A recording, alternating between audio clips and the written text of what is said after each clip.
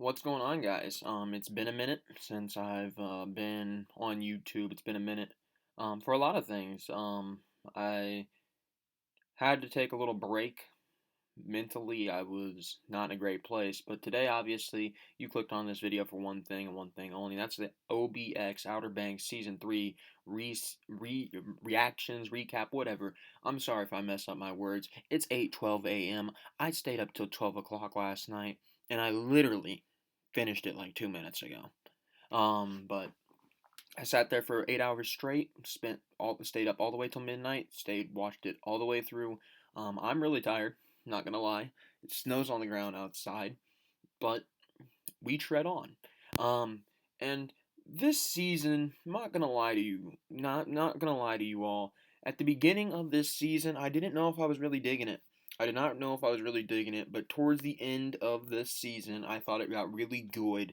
At the beginning of the season, and before I'm just gonna put out this here right now. If you have not watched this season and you want to watch this season, tune off this video because there will be spoilers. I am not gonna try to avoid spoilers. I'm not gonna do any of that because you clicked on it to watch my reactions, so you're gonna get straight up my reactions. But let's let's just go over this season in general. They did set up for a next season. So I will start off with that. But we started this off at Poglandia, obviously the island that they found at the end of season 2. I just watched season 2 last weekend to get a refresher on what happened. But they got to Poglandia. So they started off on Poglandia, and they're just doing their thing. They're playing Truth or Dare. And eventually that leads to JJ being dared to jump off a big rock. And that's kind of just how they ease us into the season, kind of a lighthearted intro into the season, not as serious as the previous seasons where we're coming on with either a limbre or whatever it might be. We're not starting off really serious with the big treasure of the season. Obviously, there's going to be a treasure in this season. There's always a treasure. There's always a treasure. Remember that.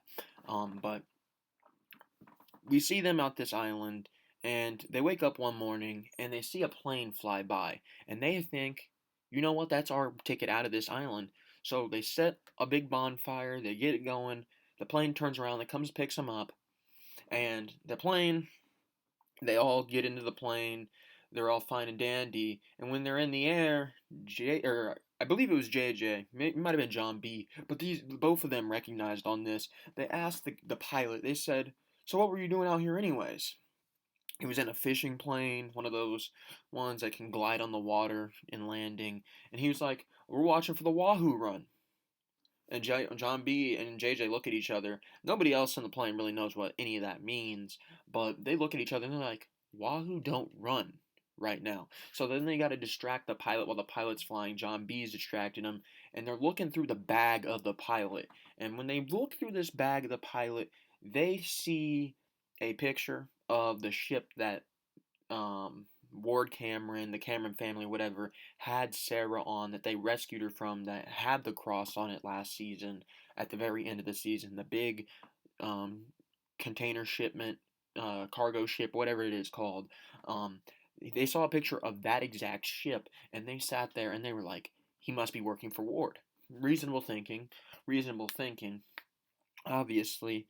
And he turns around when they're getting close to the island that they're taking him to. They're taking him to, I believe it was the Barbados. I might be incorrect about that.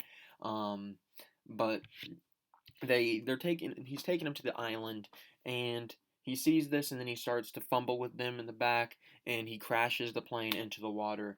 And it's immediately that you see people that we don't know who they are at this moment.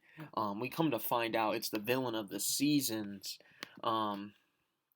guys, and um, they go out and they try to capture all the Pogues, and they don't catch all the Pogues.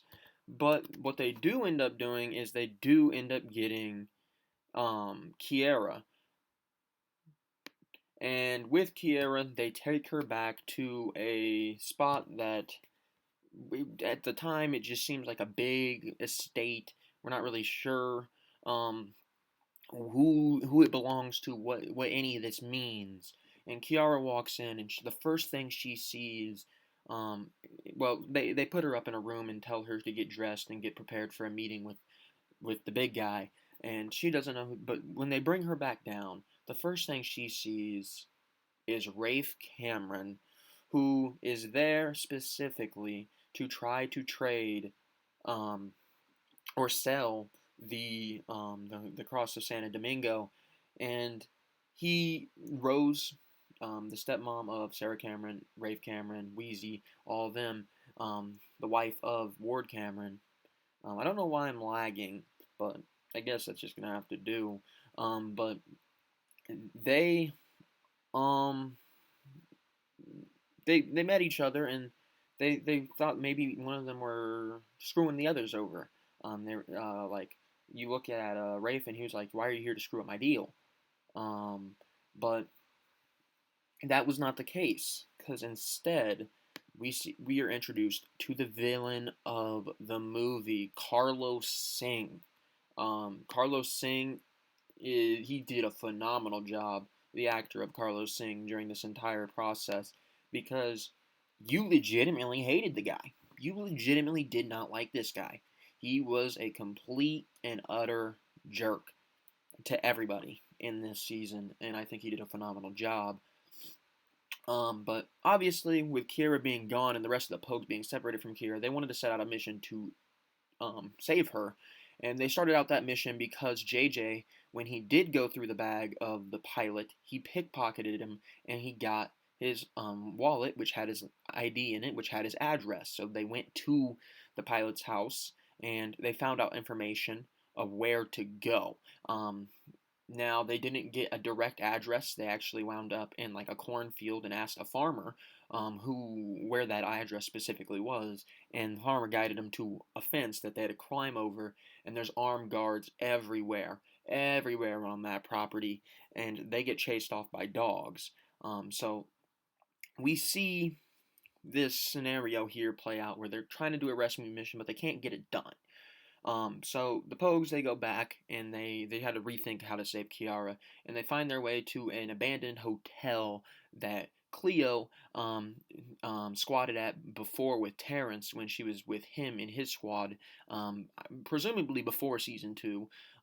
But you get to see them together in that hotel, and they have a phone, the phone from the pilot. And now what they don't know is, because the pilot told them, now the pilot is in Carlos Singh's custody, and Carlos Singh shoots him. He just shoots him while Kiara and Rafe are looking out the window, proving a point that he is not here to play any games this season. But while they're there in this hotel, they take a picture of John B. and Sarah Cameron, and he says, I got these two. Come get them," or something like that. They were planning an ambush on Carlos Singh, and it didn't really work because Carlos Singh killed the pilot. And he told Kiera, he's like, well, actually, Kiera went down to him, and Kiera was like, "Well, I can tell you what you want," because he wanted to know how to get El Dorado. He needed the what the journal um of um of Tinny, the the main guy that had the Royal Merchant and all that. He needed his journal. And here's the thing, that journal, I don't know if she was gonna get it, but she told him he had a copy. She had a copy, and she had to go get it by herself. And he said, "You know what? No." And then he was just like, "It's real funny though, because your friends are caught from somebody that's from beyond the grave." Huh. So he sends out his men. He himself goes to the hotel. They ping their location, and the ambush is set up by the Pogues. And they set up two of the guys that were coming in. They tie him up. They send a picture, or they don't send a picture. They call Carlos, and they're like, "We got 2 of your men." He's like, "Kill him. I don't care." Really proving that he just has no empathetic bone in his body whatsoever during this season. And they were like, "Okay, we're screwed because now the whole place is surrounded." And they find a way out by going through an elevator shaft, and they're finding their way down. But while everybody's finding their way down, John B stops because he's hearing a ringing of a bell. And now this bell sounds very familiar to John B. He hears it. He remembers it from something when he was young. Um, and that is the same beat of the bell that his dad rang. But he tries to ignore it at first, doesn't do anything, and he goes down and they escape. They escape and they get off and they find their way to a boat. Didn't they? No. Okay, so this is another problem I have with this season because they did a lot of weird cutting. Then they cut back to Kiara and Rafe, who they are finding their escape while everybody's gone on the John B, Sarah Cameron, Pogue hunt, whatever. Um, there's only a few guards at the house, so they set up an escape. They act like they're gonna fight. They don't really fight, but then once the guard comes in to check on them, knocks them out, and does do the thing, and they leave. They get in the back of a truck that has hay in it. They hide as they escape, and Rafe takes Kiara to his dock that has his boat, and he's like, "All right, I can take you wherever. I can't take the rest of them. Just gonna tell me where." And Kiara, he was like, "I can't pull up the anchor." Gets him to come pull up the anchor, shoves him overboard, takes off on the boat, and that's how we leave it there. But the Pogues, they got to figure out how to get out of this situation now. And they receive a text from Kiara that said, well, they were running, hiding, and whatever. They wound up in like a horse market or something of that nature, some sort of market, I believe. And they get a text from Kiara that said, "Meet me here at this time, P4L." And everybody's like, "What if it's a trap? What if it's a trap?" And Cleo's like, "It can't be a trap. It says P4L. Nobody else knows about that." So they end up going. Once again, John B hears the bell. He stops in his tracks, and then he goes. And they go to that the dock, and they're very cautious. They're all hiding, and they're seeing maybe what if it isn't her. And you see JJ walk up, and then you see Kiara walk out, and they hug. They have a passionate moment, and those two are going to be the main focus in terms of relationship building in this season as a new couple. But those two have a moment there at the beginning of the season when they find Kiara. And after finding Kiara, obviously everybody comes on the boat, but as they're about to leave, they hear the bell again. They hear the bell, and they're like, that's John B's like, "I gotta go, Sarah, I gotta go." And then he just leaves. He goes, and that's where we leave off. He goes off on a trip to the church that he's hearing the bell from.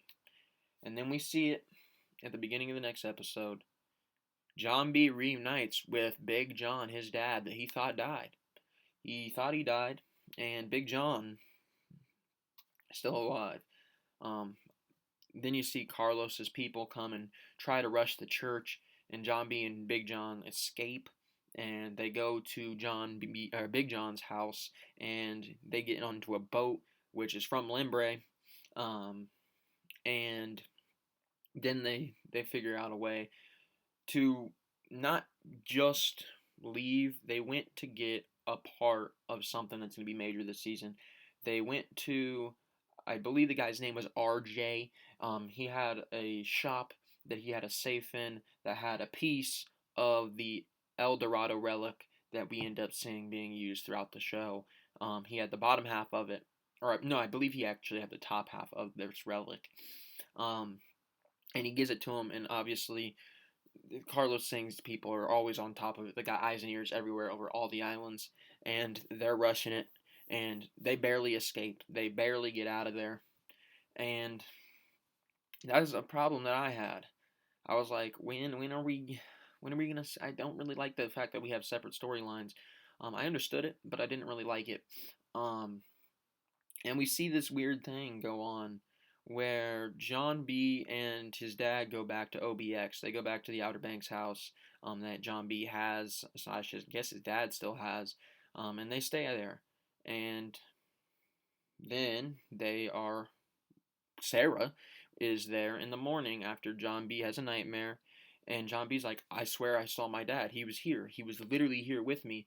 And John B's dad's gone. He's going to find that journal. He's going to find that journal, which is in the van of John B. It's in the van, but when he gets there, the van's soaked. The journal's a wreck. It's over. And Big John gets there, and he's like, he doesn't tell John B where he was. He just says, let's have a good time. So this is going to be a major storyline throughout the season. Is the secrets that John B's dad wants to keep from everybody else because he's been burned in the past. And we see that a lot. We've seen throughout this entire show, at least this season, we saw scenes where John B's dad killed two people on a boat that were chasing them, and John B had to help his dad sink their boat and get rid of him and then take him back. And he couldn't tell any of the other Pogues this. He couldn't tell anybody that. But they were onto something. They were onto something. And they go off on their own separate hunt while you kind of see the Pogues rebuild their relationships with their families. You see Pope kind of go into a mental breakdown over what losing the cross means for him and his family. You see Rafe Cameron return, and Rafe, he burns the cross into just gold, so it's just gold now. And you see Sarah Cameron, she overhears that he's doing that here, that he did that. And well, she didn't overhear that he burned it. She overheard that they were going to be moving the cross before the burning. So they set up a capture mission where everybody was going to try to help get the cross, but John B's not there. Topper is there. She kind of finesses Topper into doing it by flirting with him. Topper ends up doing it for him. He brings his truck. But the problem is, it was a fake because Rafe Cameron knew that they were going to try to steal it, and he wanted it to be stolen too because Ward Cameron was still alive and he wanted to donate it as a sign of peace for him and Sarah to get back together and be one happy family. So Rafe, obviously driven by money, was just like, no, I can't allow that. I got to get the money. So that was another big part of the season. And then you had the archives of the museum. Big John and John B were trying to figure out what could have been, because they had gone around town, asked a lot of questions, did a lot of things, and they went around and they found the archives of the museum, which held the other half of the um, the big the big reward for the season, El Dorado. Um, so that was a big part of the season. And another big part of the season was John B's dad going through all of the people that he knew and explored with and did this stuff with to ask them questions. And a lot of them got killed off, a lot of them died, except for one guy, Neville, who John B and Sarah. Was it John B? I don't remember who the other one. It might have been John B and Sarah. No, it was definitely John B and his dad. Or maybe it was John B and JJ. Now that I think about it, I'm not really sure. It was John B and JJ because his dad got captured by by by by Singh, um, and John B and JJ go on to Neville's ship. Neville tries to attack him, but they explain, we know that the other guy, I forget his name. It's like Salo or something like that. He got killed, and he was like, he got killed. That means I'm the only one left. But they helped save him from his situation when they tried to kill him. They got out of town. They booked it.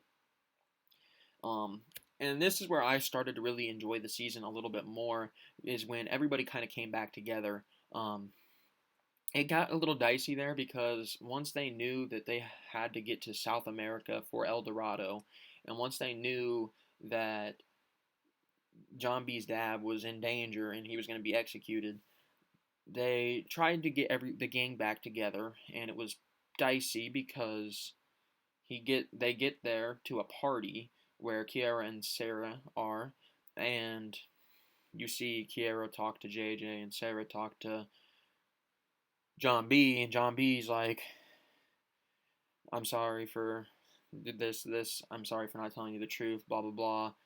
And then she's just like, I have to tell you something. I hooked up with Topper. And then he was like, you do this to me, my dad's about to go get executed. And she was like, I didn't know that. And then she tries to apologize. And then we also see Kiara. She's complaining about how JJ stole some money from her dad and how he's pissed off. And then JJ is like, I don't really care. I really don't care. And then he tries to get her to go with her. And she's like, I can't right now. I can't. But that that whole scene leads to a fight between, well, it wasn't really a fight, but you see John B walking on the pier, and then he walks back towards Topper, and Sarah tries to stop him, and then he was just like, no hard feelings, and boom, unleashes a pound on him, and then keeps punching him while he's on the ground. And this ends up being a big story because this leads to a lot of other stuff that happens in the last few episodes. But this makes everything a complete issue for everybody. Now the sheriff, Shoop, is back on John B's case. Had him arrested at one point in this season. Took him in. Topper was pressing charges, but Sarah came in and convinced Topper that she was going to get John B out of the country. He would never see her again. They would never see him again, and she was going to stay there.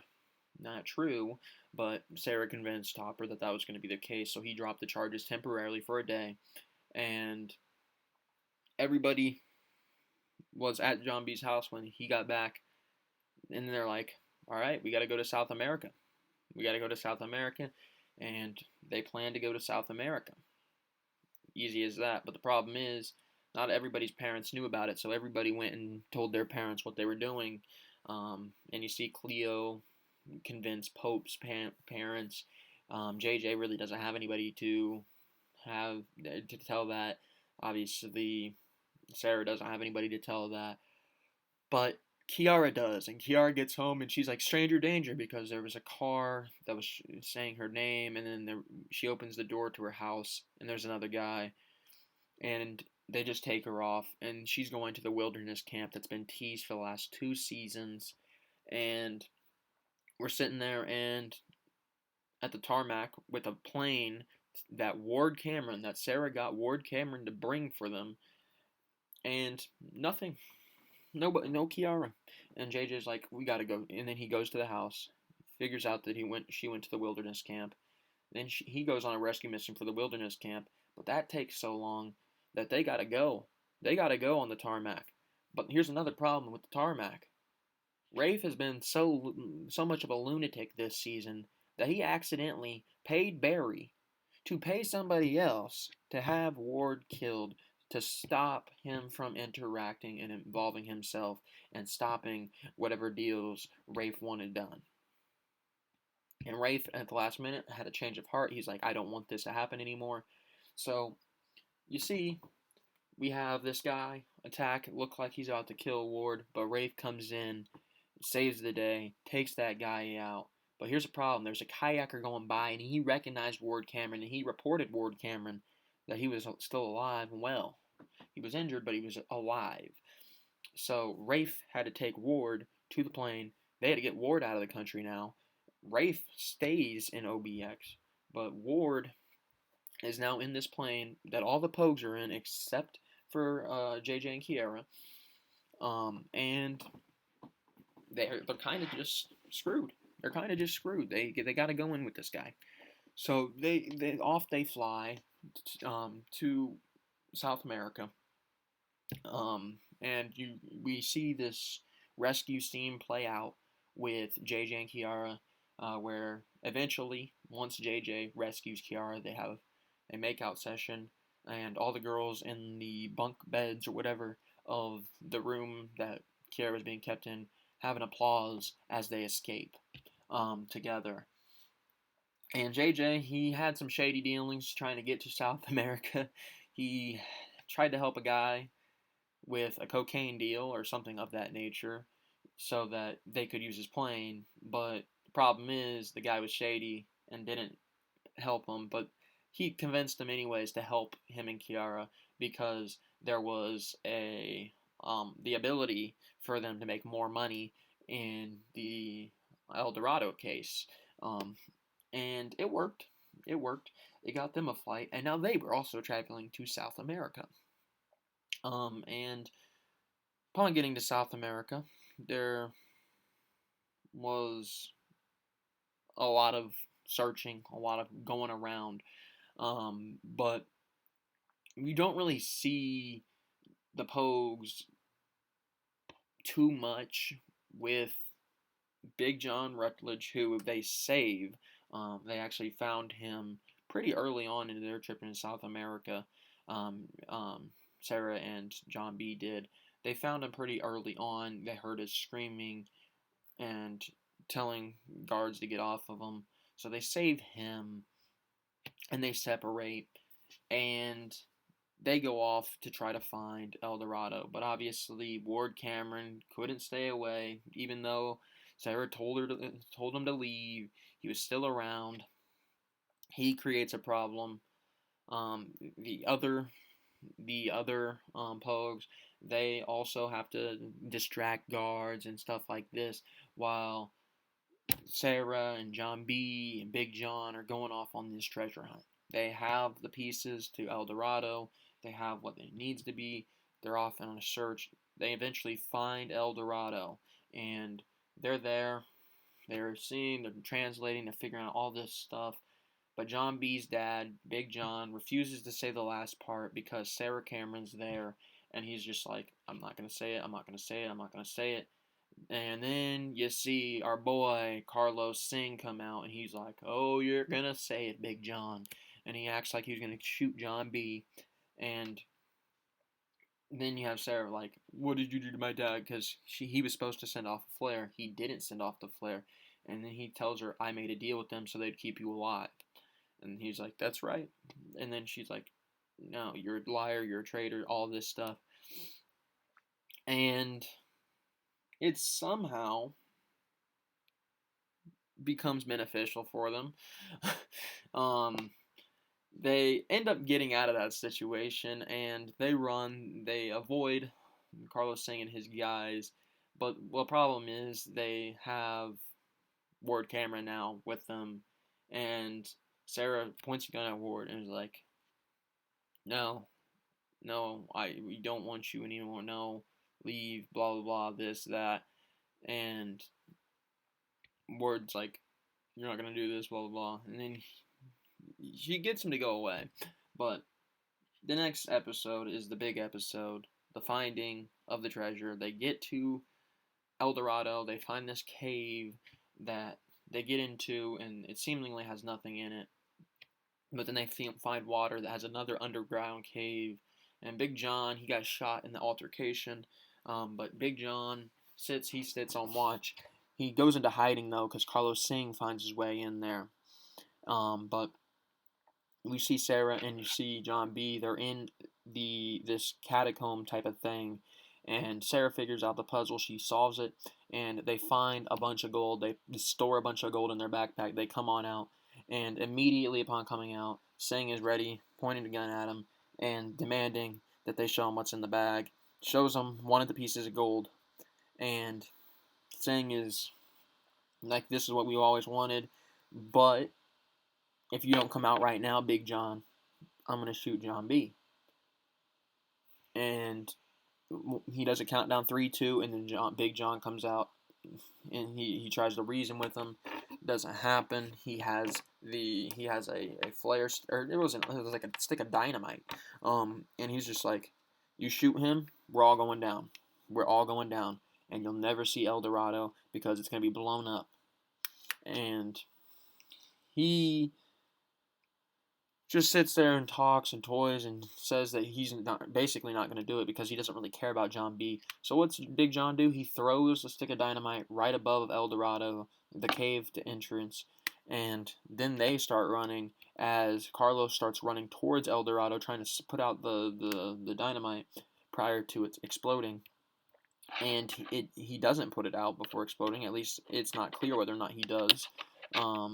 There is an explosion. It's not clear that technically either that it closed and or that Carlos Singh dies. That it's not technically told to us. In terms of what we visually have seen, we've been told, but we have not seen it. So I would not be surprised if that is a potential person that is still in the OBX series. But this whole explosion causes the rest of the Pogues that are trying to search, causes Ward that's trying to search, all to realize where they are. And they come out, Big John still shot, he needs a rest. So you have Sarah and John, they're both sitting there. John B, both sitting there with Big John. John B's thanking Sarah for not only turning on her father, but helping them and solving it all and doing all this. And you see Ward Cameron come out, sticking a gun. He's like, I can't let you go back to your place with my daughter, with your son, all happy, as a big old happy family, because I don't have that. I can't live with myself if that happens. And Sarah is begging him not to do anything.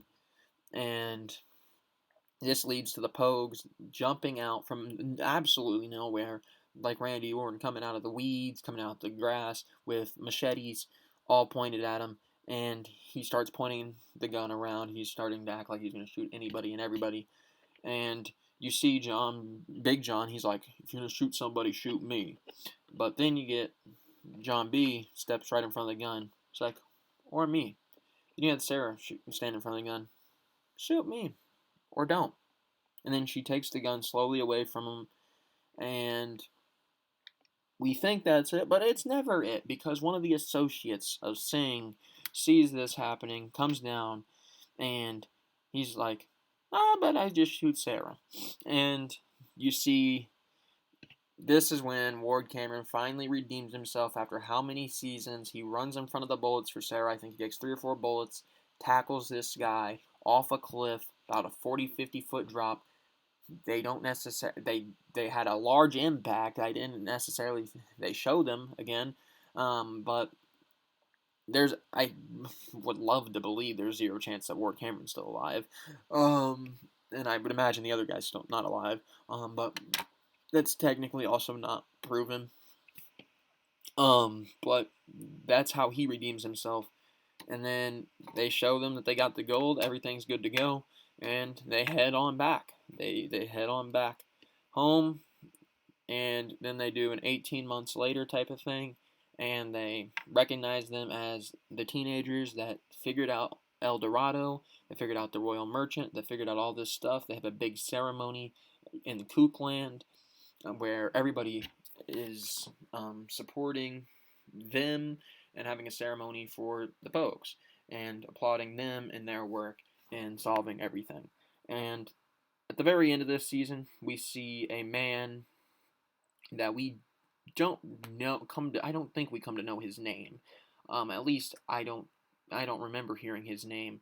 But he comes in and he's searching around. He's looking around at all the artifacts. He's looking at the journal of Tinny. He's looking at all these things, and then he comes up and asks John B. and Sarah if he can talk to them. This gets Pope's attention. This gets Kiera's attention. I don't know if JJ was there or if Cleo was there, to be honest, but at least some of them were there. I would imagine all of them were in that conversation. But they have a conversation, and he's like, I have an artifact I want you to check out. He opens it, gives him a journal, shows him this stuff about a captain's log, and then said, I don't remember the guy's name specifically, but then he said Blackbeard, and everybody's just like, ooh, Blackbeard. So obviously, if Netflix reinstates Outer Banks, as they should, they will be obviously having to go up against Blackbeard and whatever that treasure brings forth in next season. But this season I really enjoyed, especially towards the end. I absolutely loved the ending.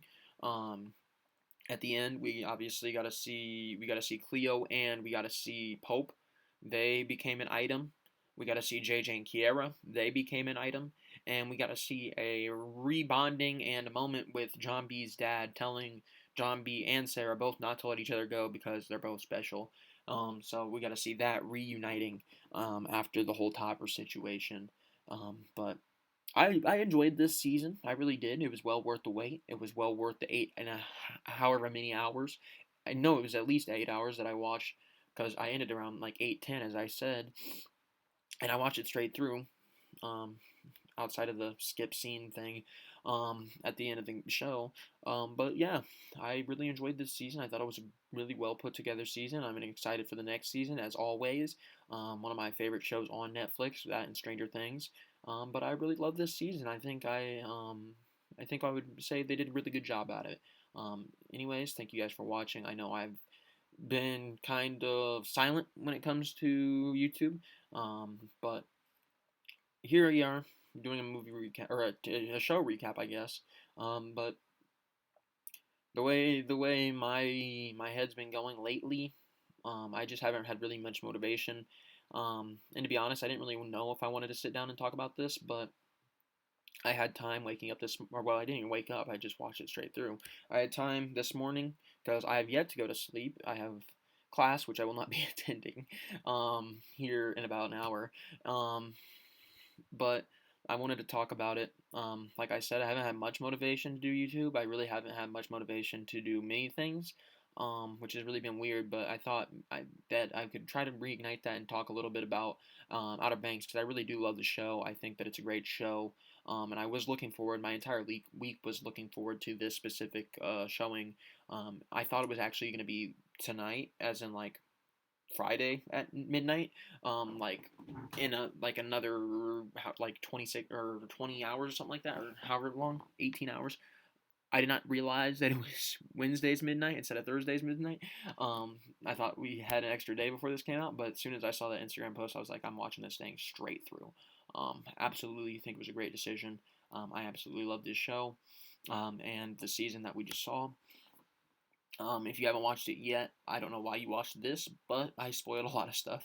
But I would definitely recommend, if you haven't watched it and you're just listening to my recap of it, you should obviously go back and watch it all because I think it was an absolutely great season.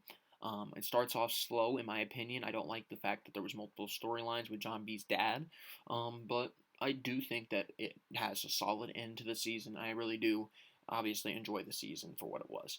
But thank you guys for watching. I don't know when my next YouTube video is going to be or what it's going to be about, but just know that there's a possibility that it's just going to be a random video like this. I don't know when, what, where, or any of that stuff, to be honest. But,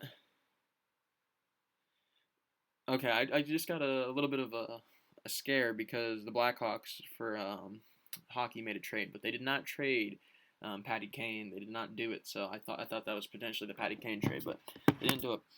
But you'll probably get some draft content out of me when it comes to the NFL. I don't really know. Like I said, motivation's been hard to come by. I don't really know where to pinpoint it, but it's just been something I've been struggling with lately. But I hope you enjoyed this video. I hope you like it, and I hope you enjoyed Outer Banks season 3.